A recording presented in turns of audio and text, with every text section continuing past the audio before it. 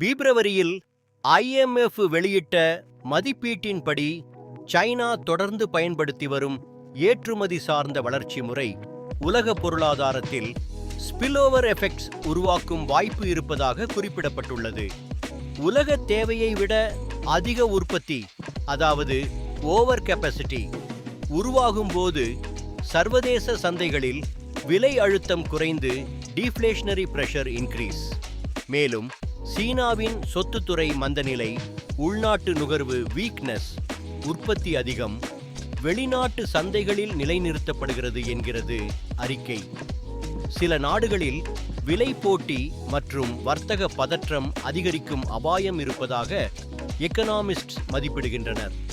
இந்த இன்இக்வாலிட்டி சரி செய்ய ஏற்றுமதி மைய வளர்ச்சியிலிருந்து நுகர்வு மைய வளர்ச்சிக்கு திசை மாற்றம் அவசியம் என்று பரிந்துரைக்கிறது. உலக எக்கனாமிக்கு சப்ஸ்கிரைப் செய்யுங்கள்.